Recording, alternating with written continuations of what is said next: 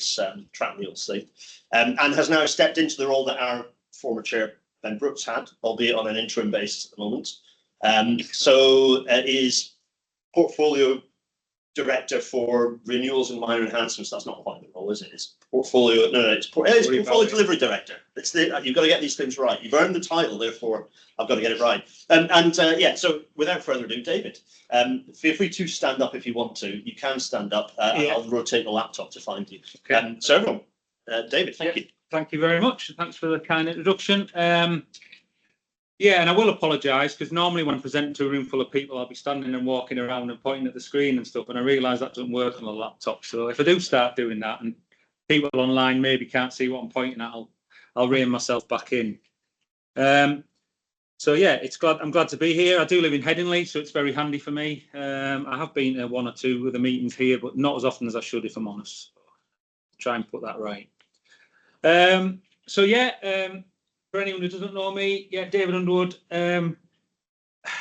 Sad to say when I pull these presentations together that that's now 30 years in the railway industry, which is quite staggering. And of the 52,200 PWI years, I've only got 30 of them. But 30 does feel like an awful long time. Career started back in what was Sir Alexander Gibbon Partners. I was on London Underground for 2 weeks, which became 2 years, and 30 years later, I'm still doing rail. Yeah, I've worked for Jarvis, Babcock, Carillion, Network Rail, all in track. You mentioned Newark Flat Crossing. Well, I renewed it the previous time around, so that was what, 25 years ago or something like that. So that was my project. So I was looking after S&C at the time for Jarvis. Ended up being the operations director for Jarvis, looking after the whole East Coast mainline renewals up until sadly they went into administration. Followed on by Babcock, Carillion, and then I got a little tap on the shoulder from Ben to say, would you fancy coming and getting involved in high output? Until that point, I'd only done plain line and S&C, but yeah, had some experience in high output and was looking after engineering and safety and sustainable development in high output, amongst other things. I am a chartered engineer with a PWI. I have got a civil engineering degree, but the most of my career, to be honest, has been in programme management, project management. So if James starts being naughty and asking me loads of technical questions about track radii and stuff, I'm probably gonna go wibble. So I'd ask that you just bear that in mind at some point. I've held lots of roles under 02009 engineering for management for projects, CREC, MP, PEM, and even departmental engineering manager for high output as well. So kind of experience in engineering, obviously. Current role, for which I've now been in for only 2 weeks, as you've already said, I've just taken over a little bit out of my comfort zone, because for the first time in 30 years, I'm not doing anything really related with track. So it's just about everything else you can possibly imagine: buildings, bridges, signalling, electrification. But obviously, having done many multidiscipline projects, I have got touch points with most of the other disciplines within the 30 years. So I can have a basic conversation, but not too technical around a lot of other things. So, yeah, so that's me. Prior within Network Rail, prior to this as well, I was senior program manager for track enhancements for the Eastern Routes Capital Park programs, which is the role I was fulfilling when Bradford Lake was being done, I guess. So I've mentioned collaborative working here, and I will come full circle to that at the end of the project. But this is a project that was delivered for Network Rail, for the DFT, for major projects and programmes, which is the portfolio that Ben has just taken over. At the time, I was working for his predecessor, Simon Fowler, and his band one, Adrian Elliott, who I'm sure a few of you will have come across as well. The PC, the LDO, doing the civils and platform was BAM Nuttall, and the signalling telecoms was Volker Rail. Everything else, track, OLE, E&P, drainage, was by the Central Rail Systems Alliance, which is Balfour Beatty and Atkins as the designer. So I'm not going to talk too much around the signalling or the civils. Obviously, the platform will have to get a mention because it's a big part of it, but the work that we delivered was predominantly the track and OLE. So we'll talk about that. So what is LAPE and what is Package 2? So LAPE, for anyone who doesn't know, stands for Leeds Area Improvement Programme. Consists of multiple packages of enhancements in West Yorkshire and aim to improve the current operational constraints in the region. The programme will transform journey times and everything else in and around. Leeds being a key word, we're looking at extending platform 17. We're looking at introducing a G line. We're looking at putting a passenger through bridge in the middle of the two north and south bridges, if you like, and one in the middle to ease passenger flow in Leeds itself, along with all the other work that's gone before it within Leeds. But LAPE 2, which is actually Bradford, was to support an introduction of when the LNER franchise for Bradford Forster Square and wanted to extend King's Cross direct services from Leeds, so they would go to Bradford Forster Square. Currently 2 trains per day, which will be increased to 7 trains per day. The infrastructure is there, and I believe that LNER entering the service on the 30th of this month. Although you may see the odd test train going in and out of the new Platform Zero anytime soon, if it isn't already. So that's that. Also needed to coincide with obviously Bradford becoming a City of Culture 2025 and align to the May timetable change, which is why we go live at the end of May. So yeah, I've already mentioned it. There'll be a new Platform Zero for Bradford Forster Square. What was the scope? Design and build a new platform with all the associated assets, buildings, civils, track, drainage, signalling, OLE, removal installation of new crossovers north of station for improved rolling stock operations. Required land acquisition purchase to enable creation of the new platform and associated secondary means of escape. I have got pictures and diagrams later, which will explain better for anyone who doesn't know Bradford. But as you drive into the car park at Bradford and you go into the station, Platform Zero is now the first platform on your right-hand side. It is a dead-end buffer stop platform. So that's what we did. The AFC for the job was 35 million, and the forecast is to deliver under that for the whole project. So yeah, this top one was the choke. So I've just talked about secondary means of escape. This is the new platform, the end of the new platform, and the new Platform Zero line, and we optioneered secondary means of escape in case of fire or emergency as well, and we chose the straight one, and I've got some pictures of that later on as well. So there were lots of options assessed, and I came into the project relatively late, so I don't really know necessarily why, but Shipley was involved in the conversation at one point to improve capacity at Shipley. Various options obviously do nothing, but that wouldn't have allowed additional LNER services, so it kind of defeats the object really, because the end game for this was to, as we've already said, improve services to London directly from Bradford. Those services will go into Leeds, as do Harrogate trains, and will come out again. So it's not bypassing Leeds; it is just allowing people to commute direct from Bradford. 2 minimum, which Platform 3 and Platform 4 at Shipley were lengthened to enable 6-car northern units to serve both stations and resolve the operation of LNER services using only Platform 3 at Shipley. There was the do minimum plus, in which new platform was provided at Bradford to enable additional LNER services, but selected door opening, and then do something in which a new platform was provided.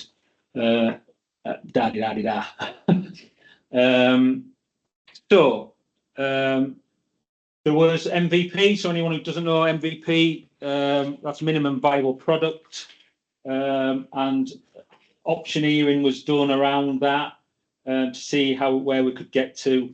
And the chosen option of option 0C was additional 8-car class 80X in addition to 1 and 2 provides some opportunity to stack units or provide stabling as well.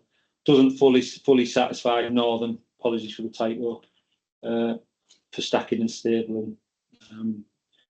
In more detail, platform C, which I nearly did it. So platform 0 now sits here. So I don't know if you can see my mouse. How do I do that? Should be in there. If you wibble it around, you might spot it. Oh well. Well, where all those hedges and bushes are, that is now where the new platform 0 line is, and the platform sits to the right-hand side of that. That clashes then, or brought in the additional risk of. Well, there's a risk because the bridge abutment for the Hamstrasse overbridge would be very close to where the new railway infrastructure was going to be, and limited the length of the platform which we could put in there. So that was one of the considerations. So we've already said, yeah, minimum of 8 cars. If 9-10 cars are used, there might be selective door opening required. Stopping distance to buffer was assumed to be 4 metres. Distance required for splitting and joining 2 times 5 cars, etc., etc. Driver's door on that, yeah, so we've already mentioned that. Be off the end of the platform potentially if we did that. So there's a kind of extract of the design. The railway you can see in the picture is the blue line along the bottom here, which is platform 1. And we were building the new platform 0 line here, which is the red line, and is where all the bushes are shown in that picture there.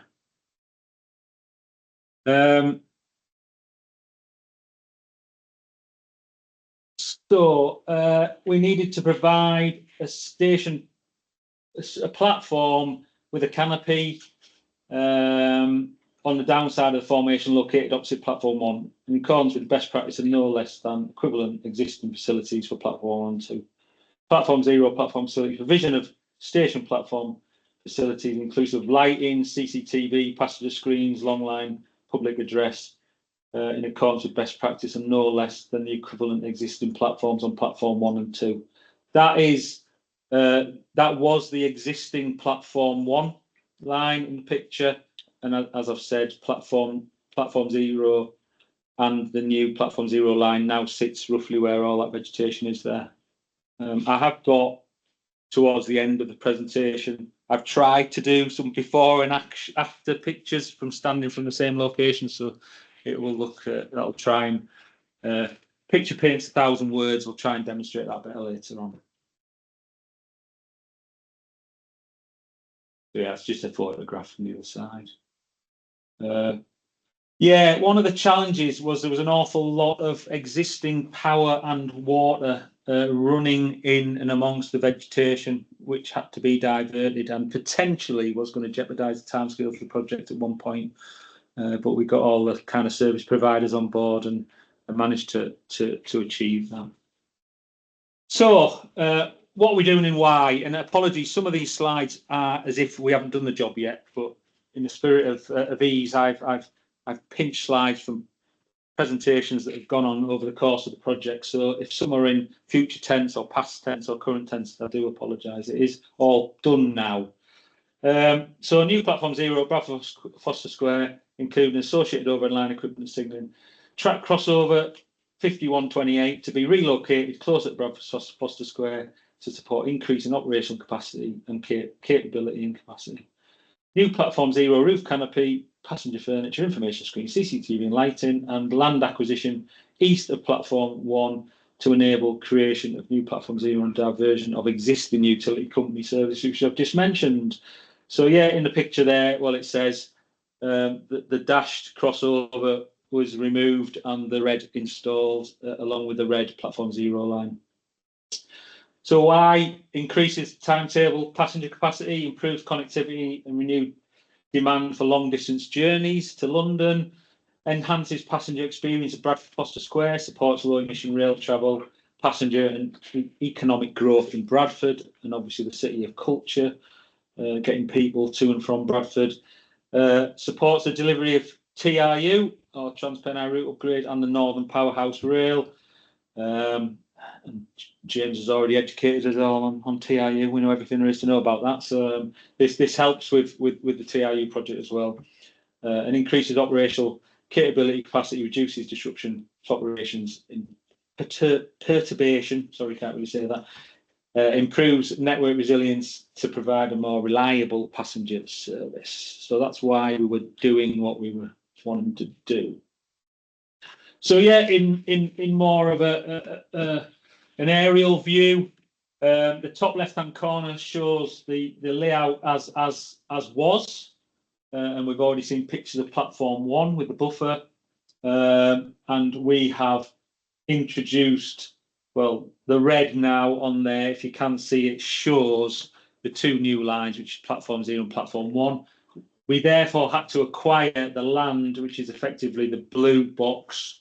I don't know how well this is coming out on for those online, the blue box, and it meant that we had to take some of the capacity for the warehouses and their delivery schedules in and out, which also actually made the job quite difficult because we had to maintain access to those delivery units, and we ended up with a BAM Nuttall compound, which was effectively in between those 2 buildings and kind of underneath the Hamstrasse Bridge was where the main welfare and accommodation ended up being, and we had access points for people directly under that bridge, but there was a road rail access point which was further away, where we're bringing in road railers and excavators, diggers, dozers, etc.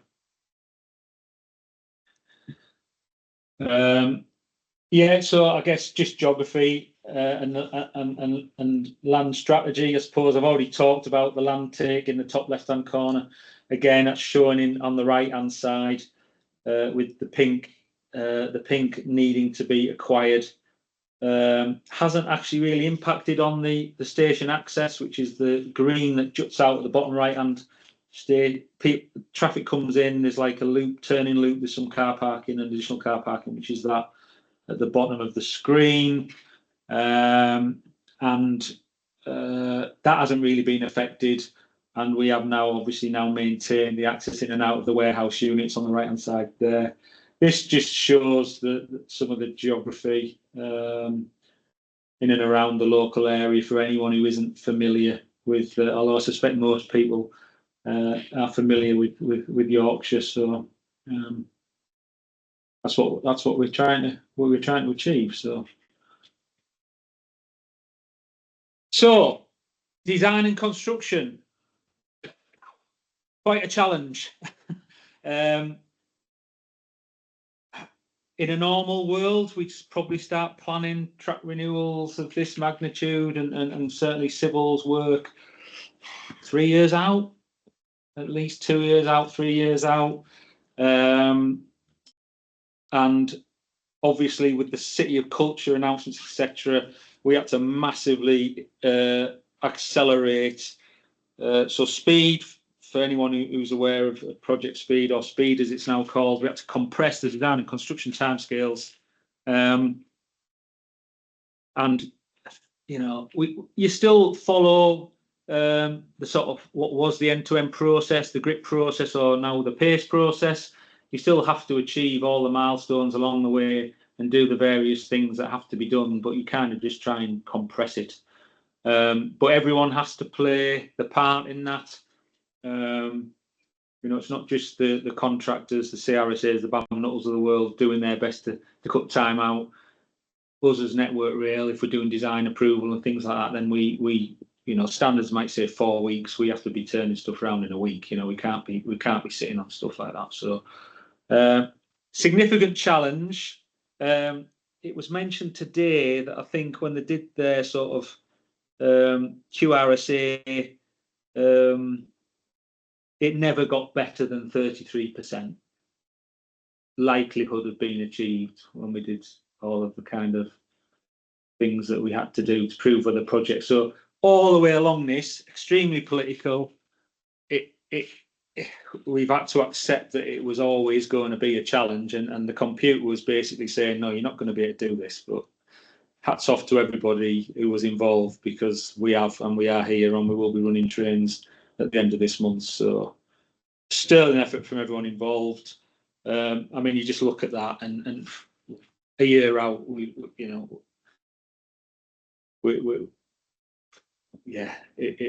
was a very compressed program, I guess. Obviously, a project like this, I'd say a fairly built up area of Bradford. There is housing on Bradford. It sits at the bottom of a cliff face effectively, and it's all housing on the top part of it, and then it's quite industrial and shopping complexes and car parks and things at the station level, but there is residential and businesses and various other things sitting on top of the hill as well. So consideration for the local community. The top ones, I don't know. We only undertake essential work during weekends and nights if it was totally necessary and unavoidable. Well, we all work in the railway, don't we? And generally it isn't unavoidable, is it? Not when we want to run rail services. So, but we did consider the possession strategies, and we did try and compress things and do things like that. Significant overhead line works, you wouldn't think so, but I'll come on to a little bit of that. The OLE work was significant and did take up a large portion of the programme in the early stages. And obviously then it's all headspans currently, we're having to isolate the whole station. We take out the use of Bradford, so that does disrupt as well the ability while the overhead line works were taking place.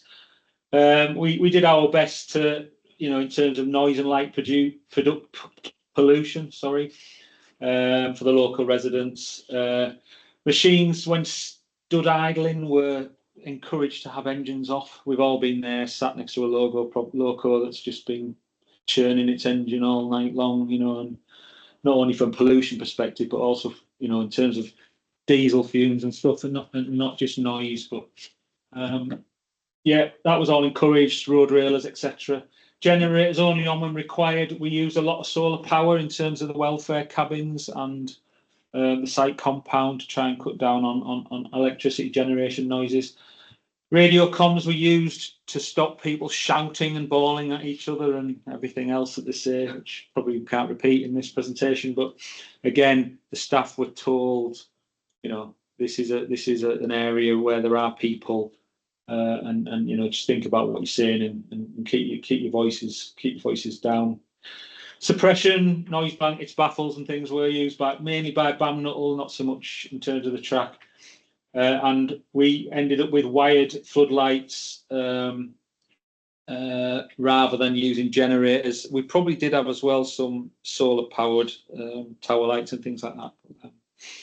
So we did what we could to try and put down the constant buzz or hum of a work site where we possibly could. So when we were working, utility diversions were done Monday to Friday, usually working week 9 to 5 or 8 till 5. Non-railway infrastructure works, construction new platform, typically be undertaken again Monday to Friday. So the main kind of out of hours work, as you would expect, was the overhead line, the piling, the erection of the steel, installation of the track.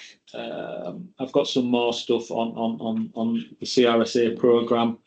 Wire transfers, moving crossovers, installing the canopies, drainage, signalling commissioning, covering, etc. So, as you imagine, in possessions generally work, and then we have some follow-up works for doing prep and follow-up works for enabling prep, follow-up, stressing, welding, transferring over wires and things like that, as you would expect for a PWI project, PWI and overhead line project.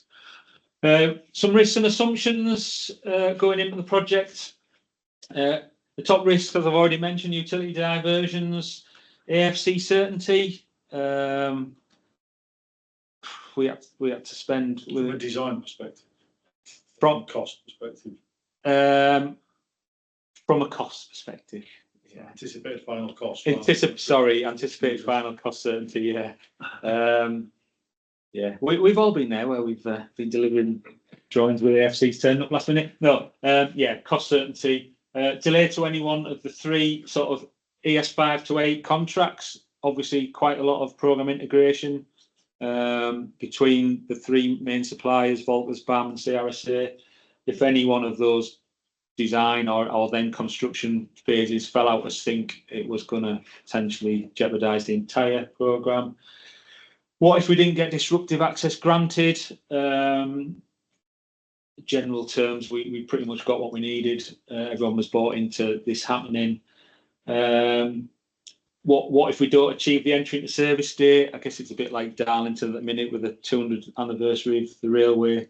We had to have this done for the City of Culture, as I've already mentioned.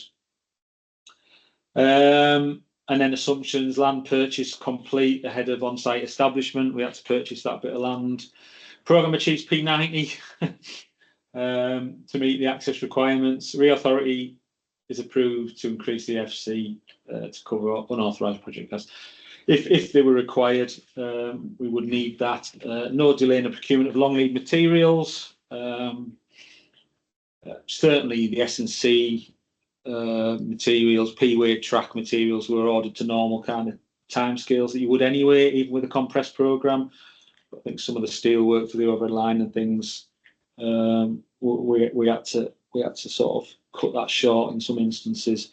I don't necessarily know in terms of the platform what challenges BAM had in terms of anything like that. But again, it's done. So if there was a problem, then they've managed to work around it. And I've already mentioned integrated construction programme was achieved, needed to be achievable. Really, really good, positive, strong working relationships between CRSA, BAM and Volker. One of the best I've probably seen, to be honest. Having delivered the Northumberland line upgrade, it was a little bit more challenging, I think, in terms of the interfaces and integration. But I think in this instance helped because Network Rail were delivering the lot, and we didn't have councils delivering some packages and Network Rail delivering other packages, so that took away some of that complication. From an engineering perspective, we had to provide pier protection and by means of track guardrails at the Hamstrasse Road Bridge. Fun fact up there, apparently, the Hamstrasse Road Bridge is because it is twinned with Ham in Germany, and Strauss is street. So we've got to guess that somewhere in Ham in Germany, there's probably a Bradford Street somewhere. So if anyone's ever visiting, or if anyone wants to have a Google of that, and you can let me know if anyone's been to Bradford Street in Germany. We've already mentioned the service diversions specifically required for clashing with the new and proposed overhead line foundations.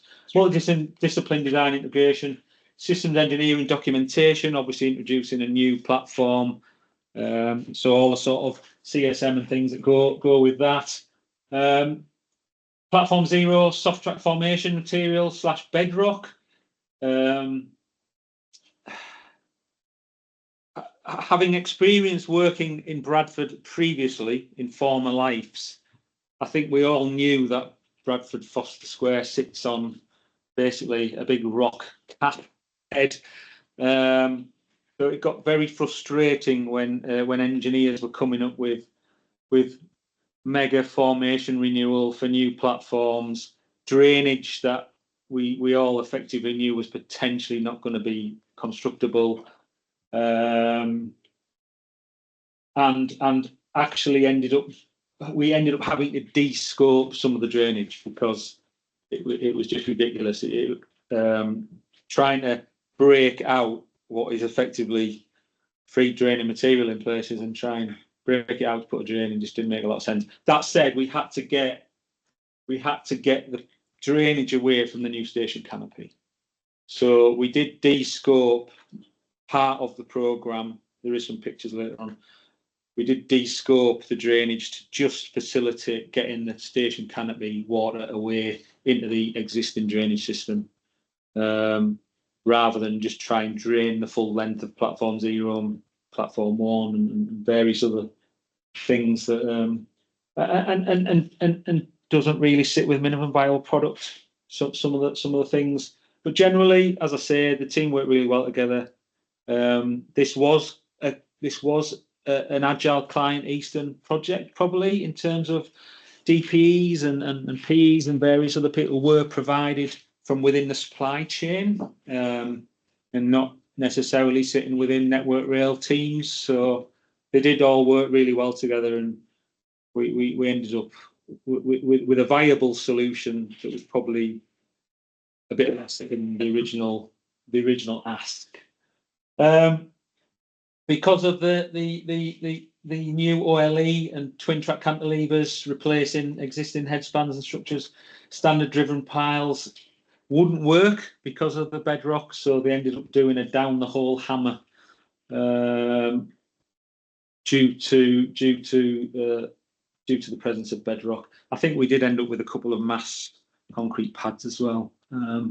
We just couldn't drive normal piles down in most locations. So again, that did delay the programme initially, but again worked together and caught up. Buffer zones, apparently because we had to replace existing platform 1 as well as the platform 0, because one was going to be in the impact zone of the other. So I don't know. That's what I've been told, but that was a new one on me. But when you see the photographs, they both look shiny and new. Friction buffer stops. So, but that was part of the requirement we needed to do. And there was also RCF, rolling contact fatigue or gauge corner cracking on the adjacent crossover. We took out what we could, but we did provide new half sets of switches to maintenance, so that if and when they wanted to replace those, they could replace those. I think the idea is they will replace them. It just, in terms of the possession access footprint that we had, we kind of did as much as we could up to the S&C, and we provided them with the materials for them to actually install at their will. So they are on site. So I guess overview of the programme. Just a picture of, that's platform 1 on the right hand side, 2 and 3. So again, this was taken early doors before we did any work in terms of track and overhead line. Fairly simple diagrams going to be shared, but that's the layout that we ended up with, which was kind of shown earlier anyway. The existing green crossover on the left hand side goes and is replaced with the new crossover. And then the turnout into platform 0, and the new track into platform 0. Excuse me. So that's a more detail of what was done. Series of 8 hours to do the trial hole excavations and things we needed to work out the OLE. We then had 30 hours for foundation pile installation and dropping off the new running rails. More 8-hour access for piling installation, erect the main steel, install small part steel, wire transfer over, and then install the new plane line, the new turnout, which was out of use, to the new platform 0. We did some follow-up work on all of what we'd previously done. Then we installed the new crossover, the new overhead line associated with it, transferred things over. And then finally, signalling commissioning was done prior to us recovering. One of the original MVP queries that I had was, can we not just reuse the existing crossover? But we had to maintain the use of that. But as it transpires, the curvature was incorrect anyway, so we couldn't have reused it. But they're the sort of things we think about in terms of, can we just use what's there for minimum viable products? But quite often, as in the case was this, we had to procure new materials and leave the existing in place prior to commissioning.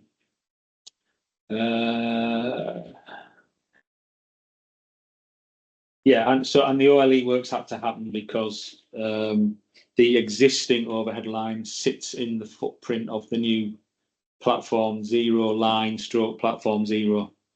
So we had to do all the overhead line works to get the existing structures out of the way of where we wanted to build the track and build the platform and the station as well. So there you go.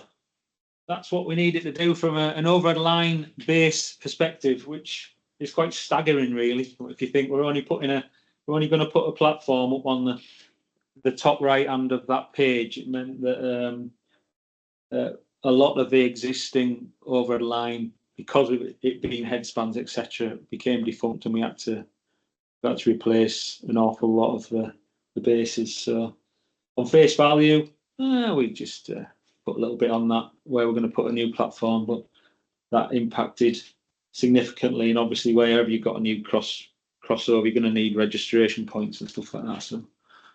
So much more overhead line than we originally envisaged. We did talk about whether we could effectively reuse headspans by extending them and moving structures back, but they just weren't going to be able to take the loading and things and stuff as we did that. So we went for new. I've already talked through the sequencing, really, which is there in diagrammatic form. Put the new plane line in, dead easy. Then tie it into the existing platform 1 line, realign it, and then put in a new crossover, and then ultimately abandon the old crossover. The platform is not really shown on these diagrams, but it is being built as soon as that track was in place, and actually did prevent us from finishing off the track because they dug for the foundations of the new platform right up to Sleeper End, and it meant that it became a working at height for finishing off the track construction. But it wasn't in use, so it didn't matter. So, working with BAM, we just agreed, look, let them get the platform in until the point where they then wanted us to align the track, or they'd backfill the trench, if you like. We realigned the track. They then finished off the coping stones to the new track alignment.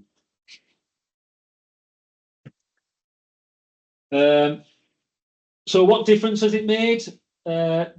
Or what did we do? So we delivered a project, the traditional programme timeline of up to 3 years, completed in 14 months, met the stakeholder expectations of utilising the speed delivery model. The project was recognised at the very recent Spotlight Rail Awards 2025 for its success shortlisting for acting as one team. First project to adopt the new NEC4 contract within the regional department with Network Rail MPP. As I've said, it's Ben's team taking ownership of the process in successfully managing this type of contract for the first time.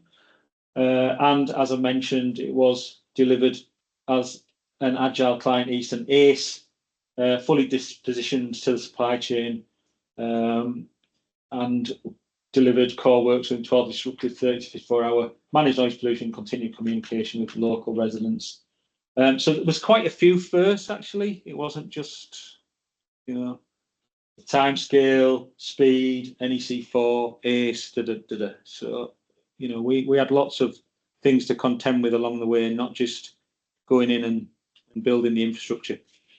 So that is the new Platform 0 at Bradford on the right-hand side. Reasonably basic in terms of platform, canopy, keep people dry, which aligns to the length of the other canopies. Not the entire platform is covered, but in Bradford, sort of some of the platforms are, and then there's a bit of space towards the outside. So there you go. That was the team picking up the award for working as one team. Very well earned, I think, to be fair. And that's the MPP team at the top left, and then some of the CRSA guys. I am in the picture. Not my best side, not just up there. So yeah, that was really good to receive that award, and I think recognising the challenges that we had, certainly in terms of the timescale that we managed to achieve it. you know, and such compressed to 14 months. There's a bit of a timeline there in photographs. So yeah, April 24, we started devegetation. May 24, we did some priority works again with the vegetation into the adjacent warehouse land. August 24, started relaying new S&C. September 24, as I say, they dug out the foundations, but as you can see, that left a little bit of a working at height situation, that middle bottom picture. So we had to wait for them to backfill that effectively with the platform and the footings, and then we could come and finish off the new track, which is just to the top of that picture. And there you see the platform walls, October 24, November 24. Again, that's some of the platform formation, I think. Putting up the canopies in December, and then obviously realigning the track and the platform copers in January 24 to be able to facilitate the new platform. So, how am I doing for time? Hopefully. So before and after. So this is a bird's eye view of what went before and what there is now. So very clearly there you can see the Boots sign on the top, so on the right hand side, the left. And you'll see now that all the vegetation's gone and there is the brand new platform canopy. But you'll also see the very new sturdy looking twin track cantilever OLE system as opposed to the almost invisible ancient headspan situation that we've got on this original. By the way, the climb up the steps to get that picture is an absolute killer. So I wouldn't necessarily recommend it. Maybe use the lift that's provided in the station if you want to get up there. So there's the buffers. So as we say, that was the original platform 0 and the very rusty old buffer, and we've ended up with 2 friction buffer stops in platform 1 and platform 0. This is the old heritage fencing, so we actually have reused that. That part has moved back. Not a great deal, to be honest. That building that you can see on the right hand side is still there, and in this picture, it is kind of just a bit further from behind those white and red fans. So there hasn't been a great amount of land take at this end, but we did reuse the old fence in there. Whether that actually looks I don't know, old and new mix, but I think it's the right thing to do, isn't it? Wonder about calling 1990s heritage. Oh right, well, yeah, okay. How long ago was that?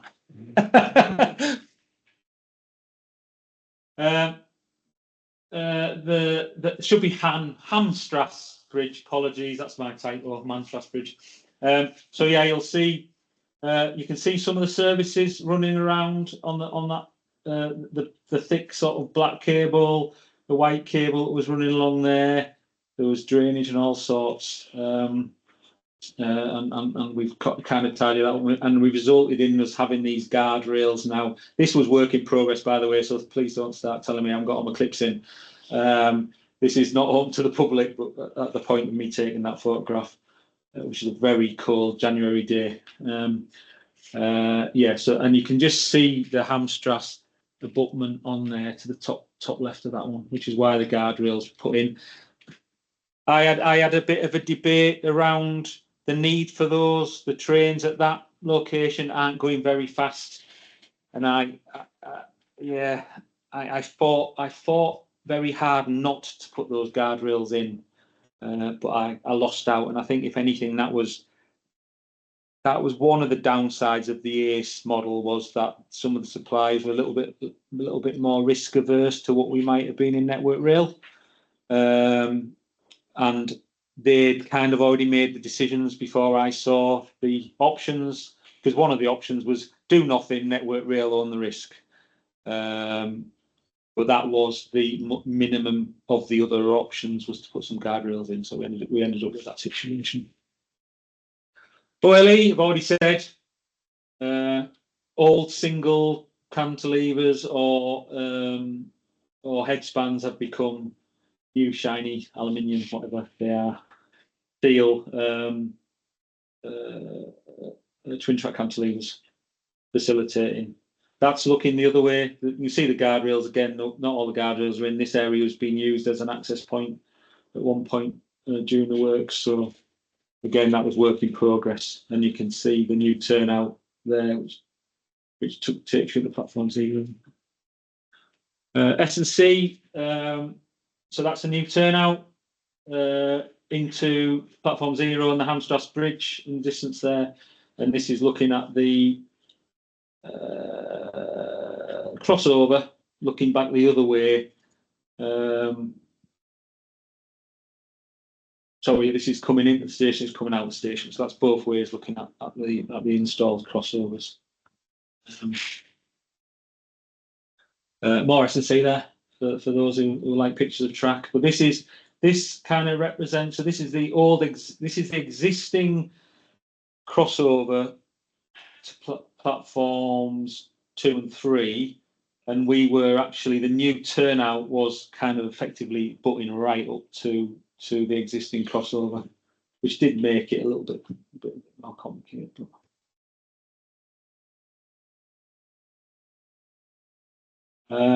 And there's your new, that's the warehouse in the background. That's the brand new Bradford Forster Square signs on the fence line, and the new canopy, which I've already showed you. The cones were in place until about a week ago, but I think now, as I say, I think they are going to start running LNER test trains. So I suspect those cones aren't doing more, but that's the most recent visit that I've got that showed that it's still actually not all in use, but the infrastructure is all there and is ready for commissioning at the end of May.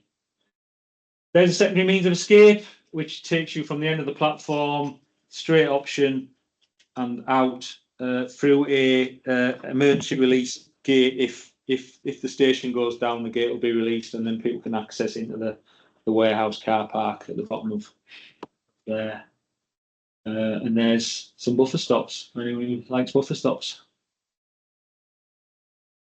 Oh, and this is the drainage, and this is how mad it was. So, yeah, you can see in the left-hand picture. Well, you can't see very well, but that's basically a trench that's been dug, which is full of rockhead that had to be taken out, broken out, taken out, and we ended up with this forming a trap, joining into the existing system, and a cross drain which takes the canopy drainage away into the existing drainage system.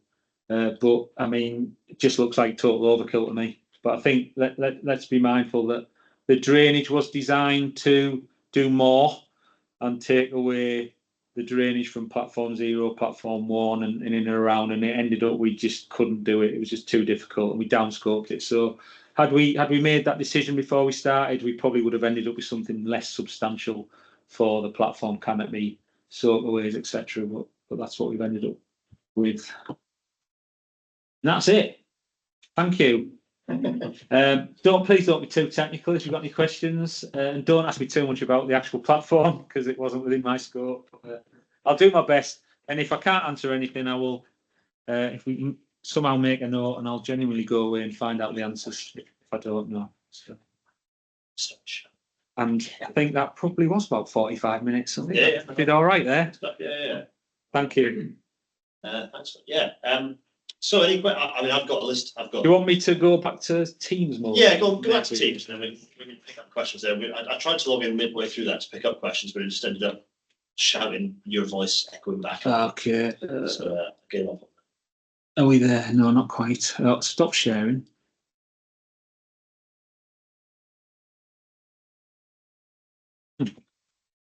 I have stopped sharing. So while you do that, do we have any questions? I've got a list of quite a few questions that I need to pick up on. Me, I'm doing a James Hodge. I've got a long list, but well, I'll get James to answer them. Sorry, yeah, go on, yeah. Yeah, a couple of things. First of all, an offer. If you're interested in the optioneering, I can help you with that because I did the optioneering on it on behalf. Ah, great. That's good. Thank you. But my question is, what are the main lessons learned you've taken, positive and negative, from, I guess, the constraint programme and also disposition of roles in ACE?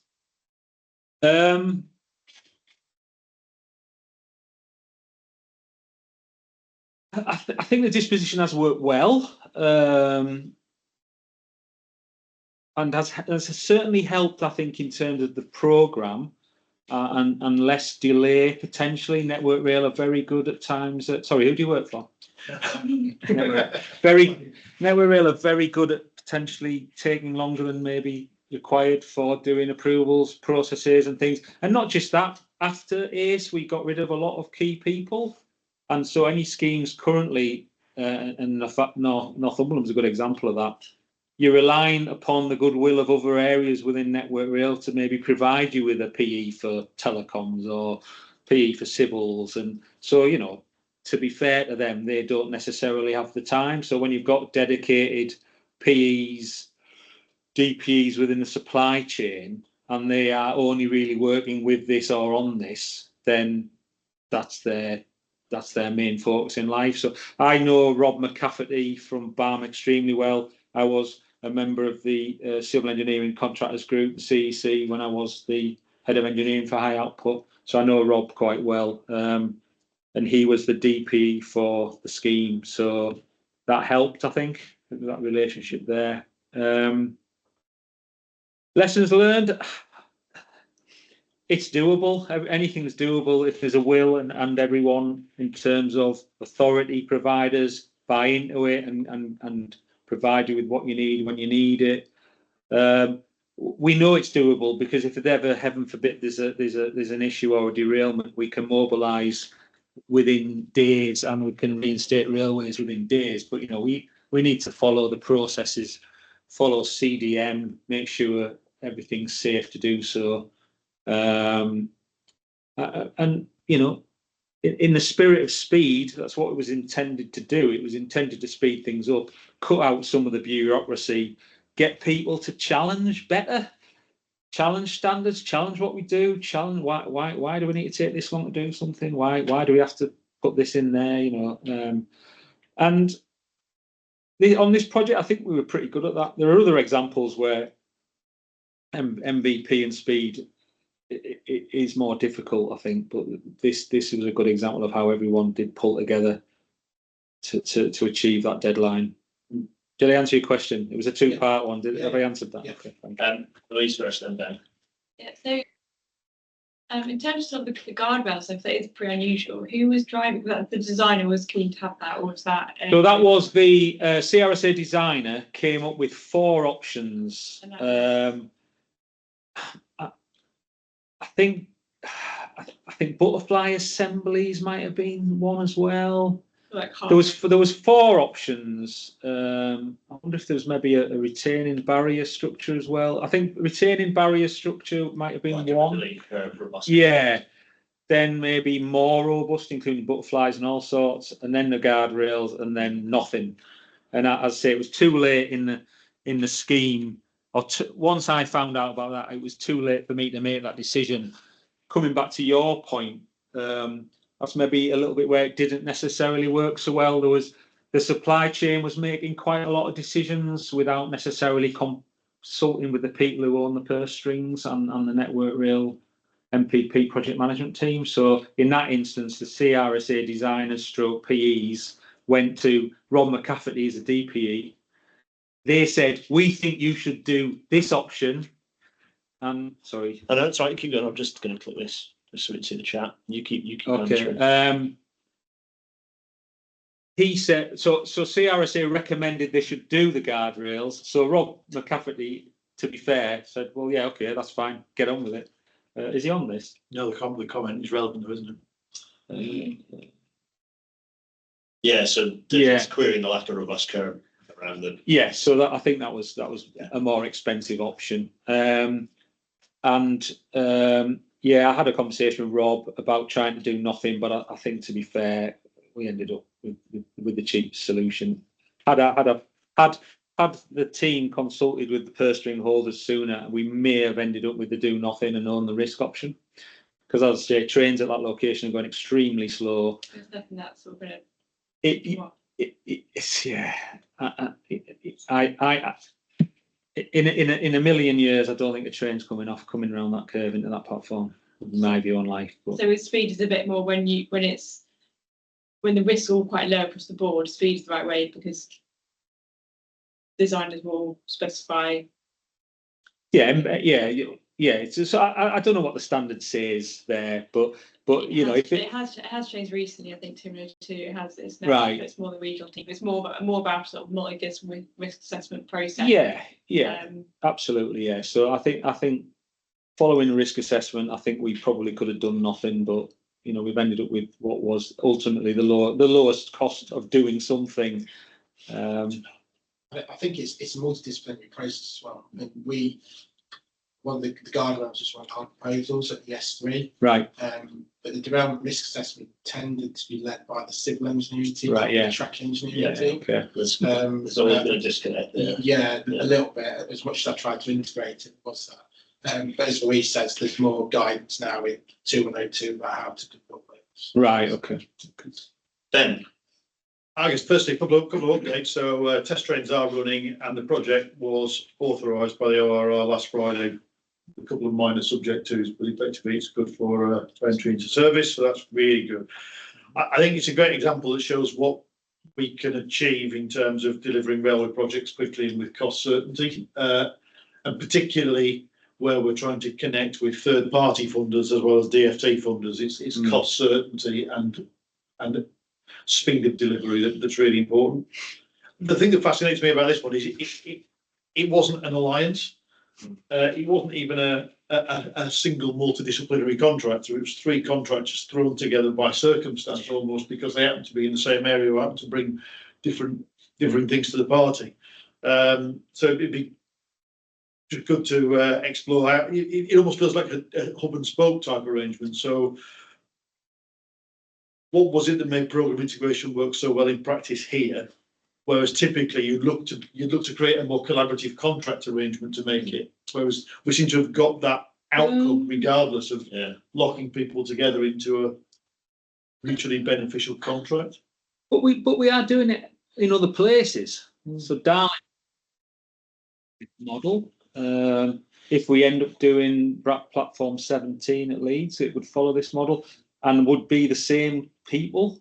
So you'd all three contractors would ship the same teams in and who've got this relationship and mirror that if we get around to doing anything at Leeds with regard to platform 17. I don't know. It's not the most complicated scheme, is it? I think, which possibly helps in terms of program integration. Everyone that's doing things, you know, some of the other schemes get involved in cover a much greater geographical area and/or are much more significant in terms of the amount of work that people are doing. And I think that you generally then end up more demand from people to be taking the access, not tripping over each other. I don't think we need alliances for necessarily, do we? Not say multidisciplinary alliance, I guess, but I'd say it's the model. For example, we shouldn't forget the model's working at Darlington. The model would have worked at York if it wasn't on pause. We talked about that earlier. It certainly worked here, and probably did work to a certain extent on Northumberland, but that was confused by NCC delivering packages, Network Rail delivering PD in the middle, who was also the designer and the LDO on it. Yeah, that was just too complicated. I think if you keep it fairly simple in terms of relationships, one client, one PD, individual disciplines delivering work, then I don't see why it doesn't work necessarily. I'm going to steal him before James, only because my question is directly related to that. So's that. I'm going to pull rank then. It just keeps. Well, no, I suspect that. Well, this might help with what James is. I might even be the same question James going to ask, which is speed, right? Huge fuss about speed. have we actually written down and recorded and captured and indeed made business as usual what we've learned from speed? Because where I was before I changed role, my answer would have been no. Speed was a lot of, I wouldn't say empire building, but a lot of big fuss made, and then we've not done the job of codifying what we've learned. Have we done, what efforts were made during this process from where you're sat to ensure we learned, pulling that out worked, pulling that out didn't work? Have we learned that and then rolled that into business as usual? Yes and no. I'm not convinced we've done enough of it, but we do have comprehensive lessons learned from the projects that we've just talked about, and I do know certainly from Northumberland perspective, then that has been done to death for speed. Has it been codified? It's probably work in progress for Bradford, to be honest. You'd need to speak to Ben and his new team about that. Well, but yeah, no, I know Mark Gibbons and people are it's always important to pull together lessons learned, and we asked this afternoon, I think, actually, Ben, weren't we, to pull something together in terms of lessons learned for this project. People use the time you give them, and when I was working on landslides, one of the questions I was saying is, okay, we're never going to be quite as quick to deliver the repair as having had a landslide, but there's a lot that we don't do.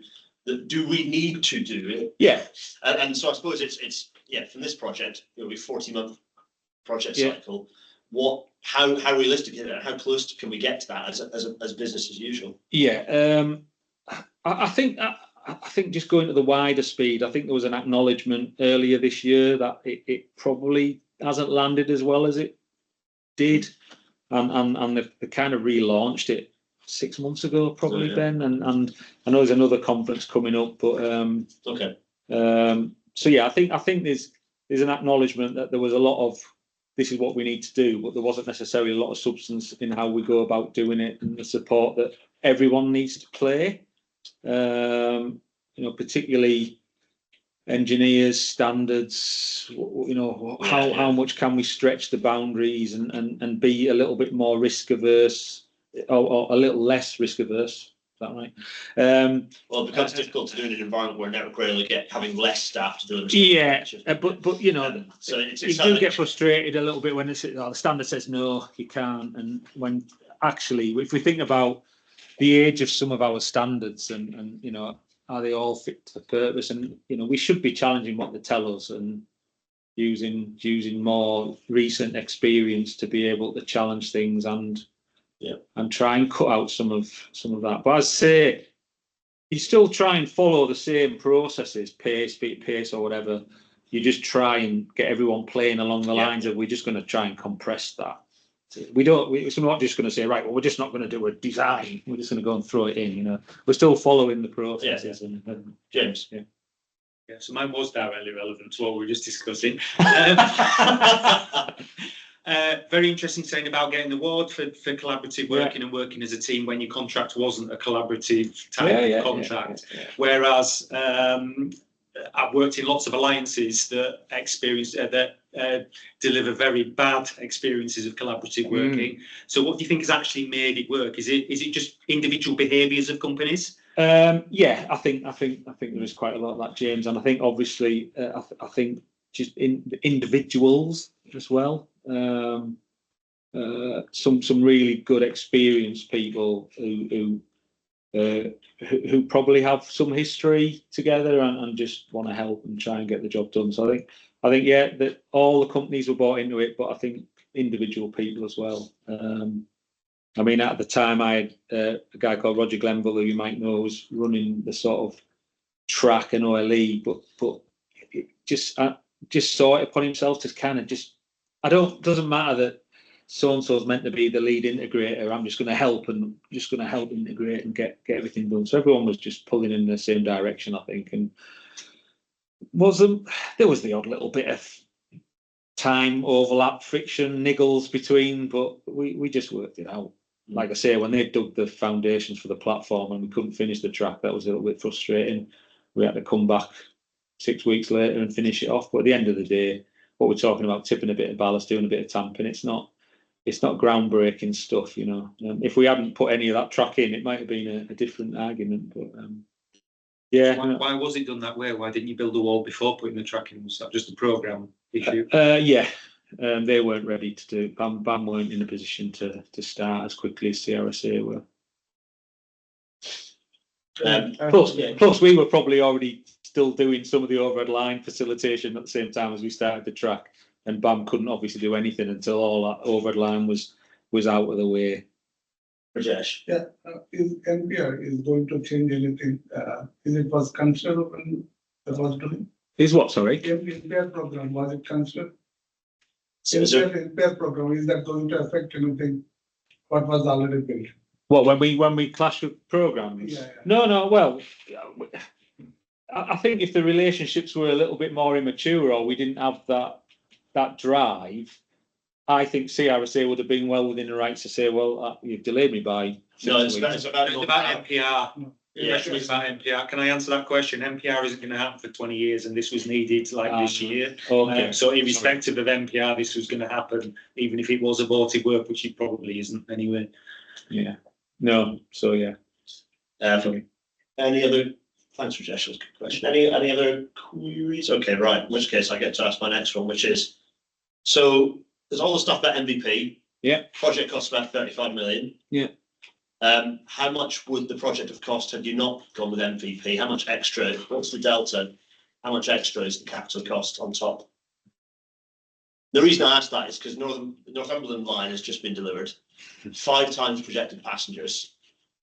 If you'd increase the budget by 5 times, how much more could have been done it? And I'm not saying you needed to, but like even if you doubled the budget, you could have done a hell of a lot more on the Northumberland line that would have facilitated the passenger numbers.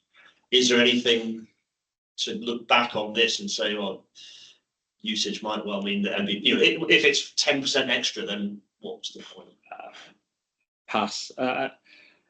Having delivered Northumberland line, it's a totally different. It was a totally different animal, and has cost. Speed was 2 in its infancy, and it wasn't practicable to accelerate the Northumberland line, given the scale of it, by I can't remember 18 months or something was entering service, and half the cost that originally was suggested, and ultimately ended up, lo and behold, taking the time that they originally required and costing as much as they originally said it would. So that isn't necessarily a good example of speed. There were certainly things we de-scoped. We de-scoped some of the formation work that would have certainly cut out, engineering trains, materials, costs associated with it from our perspective. Some of the drainage was ultimately de-scoped that we didn't do, so there's savings there. The overhead line was pretty much what the overhead line needed to be. In terms of the platform, I suspect that could have been a little bit more. Brick riser rather than concrete. Yeah, and maybe a little bit, I don't know. It's pretty basic, isn't it? It's a bus shelter at the end of the day. It's better. People got camping, that's better. Yeah, but it could have maybe had more facilities on the platform, I guess. And length, I suppose, is the other thing, like length and standard. Well, we were strict about length for the Hamstrasse Bridge, but the canopy could have extended further, I suppose. But I think that's probably more aesthetics, and that it ties in. When I showed you that photo, they're all kind of aligned across the whole of the station. So I can add to that as well, Gareth. Is that we did quite a lot of scoping and de-scoping during the optioneering stage as well. We had a shorter platform. We were going to extend platform 3 to 10 car. There was quite a few things. We went yes, no. So it's just good to see it. Yeah. I suppose I'm just curious about what the delta between like the MVP versus the slightly more. I don't like MVP as a framework. I don't like it as a framework. But I'm curious to see what it potentially gained us for it. We could have definitely spent a lot more, but I also think we probably could have saved some money as well. So I think it could have gone either way if we'd really tried. But I think we ended up with a sensible, viable solution. Because it's not just about spending the least amount of money; it's got to work for what we want it to. Yeah. Which I suppose is the last thing I'll ask, which is kind of related. I'm being cheeky and asking about, which is drainage. I am my hair is always standing on end when I hear the words drainage de-scoped together. How is the railway they're going to hold up with twice the rainfall in a couple of years? Is it actually, or is it one of those situations where you're reasonably confident it'll be fine, or is it a bit of a? I'm reasonably confident it will be fine. There was no real evidence of wet poor formation in the existing station. As I say, I've worked down there before. It's on Rockhead, the majority of it. Did you do some survey works to work out where water was going when it was? Well, we obviously they wanted to get water from the new platform and the new platform road railway, if you like. Why they ultimately thought that was going to be a concern, and I don't necessarily know. But we did have to get the drainage from the canopy into the existing system somewhere. So that bit was fine. Yeah. But trying to install a 6-foot drain, full length of platform 0 and platform 1 was not well. I don't think it was required. I don't think there'll ever be a problem. A million-year flood or something. You know, it's that. But it isn't just. It wasn't just the fact they wanted a drain. It was the scale of the drain. So we are talking 500 mil diameter pipes in a 6-foot between 2 dead-end railways. It's just not. It just wasn't. It was just madness, really, in my opinion. And then that comes back to that whole, I guess, that whole standards challenge. If the standards are telling us that's where we need to go, then, you know, the common sense approach would be, why would I want to try and fit a drain this size in between 2 short platform roads for what? Well, how much water do you think we're going to generate? It might be grading and self-cleaning rather than volume. That's the reason to go to big pipes if it's really flat. Yeah, okay, but I didn't put it in the presentation. I nearly did. I've got a photograph of my glove on top of the drain pipe, just so you can see that actually. Because it's down. It's how crazy that. I can show you that later if we go. Downhill towards away from the buffers. Yeah, that's right. Right. It doesn't. Okay. Yeah. Okay. But no real evidence of wet beds or drainage problems there in platform 1 as it currently stands. So why did we necessarily think it was going to be any different? I guess, and it's that. Have we spoke to maintenance? Have they ever had problems? You know, it's back to GI and actually doing active permeability tests on the bedrock, because that design will also presume that no water goes into the bedrock. You've got to capture it all, which it wouldn't be doing. So. Any questions? Any further questions online? I'm shouting. Can they hear me? Sorry, I'm meant to be taking my daughter to ballet and doing a circuits class and all sorts tonight. It keeps reminding me of that, but I did spot it. I was like, I came to you. Came to talk to you guys. Don't worry, I don't mind. Any other questions in the room?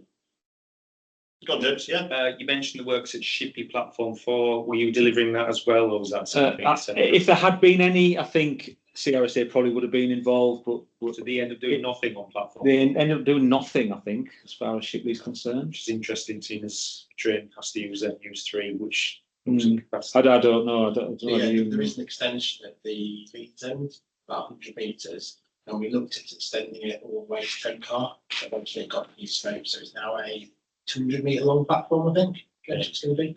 Well, okay. I thought they weren't going to do anything now, but I could be wrong. Maybe it's a future phase. It's part of Leeds Northwest platform extensions. Right. Okay. Fine. Certainly wasn't necessary for this city culture deadline. Yeah. No, that's fab. Unless we haven't got any more questions coming through online, so I think it just remains. No, can't see any. No, James, you have anything else you want to pick up? I do have a question about speeds. I was surprised you didn't ask about 5128 points and whether there was a betterment or what the speeds were through there. Well, he mentioned it, so I assumed it was 40 mile an hour, therefore it was sensible. So I was just guessing. Well, it's a question I was going to ask, which is, have you put in a something tight there? Are you actually able, the driver's able to just go full notch and disappear off? I guess it's more to do with the curvature than the speed. Putting in longer switches. Yeah, it's on the curve. So. It's on the curve, so no, I think even if they went full throttle, they'd be struggling to get above about 10 mile an hour coming out that station anyway. So please do 50 by the time later. Maybe these new tri-mode LNER trains might accelerate like electric cars, and then but yeah, no, it was more about track curvature, I think. Excellent. Well, I'm going to come stand over here to make sure that everyone can definitely hear me. Firstly, well, actually not firstly. I'm going to very quickly say 15th of May, we've got D-Gauge coming to talk about something exciting. I'm sure they're going to talk about a bit about development. We haven't had D-Gauge for ages, possibly at all in the York section. So it's a chance for us to just generally. It's a chance for Steve, who is on that. Hello, Steve. It's a chance for Steve, and hopefully Tim will join us to quiz D-Gauge on some things, and that'll be entertaining. So yeah, be interesting to see what they have to say. And then we also have a visit. Pay attention to my next email with further details on the visit. Srini's here as well.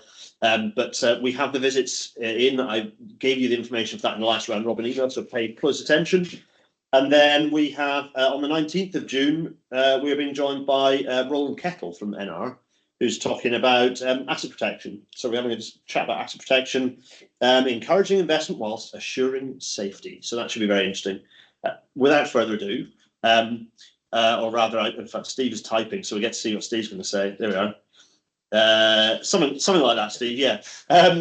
So on which note, David, thank you so much. That was terrific. Right. We'll be heading down to the pub if anyone wants to join, where further questions will be continuing, I'm sure. But otherwise, I don't have to go to circuit, so I can join you. Otherwise, thanks everyone online. See you next time. Thank you. We had what? I didn't spot the peak. I think it was about 15. It was 8 when we got to questions.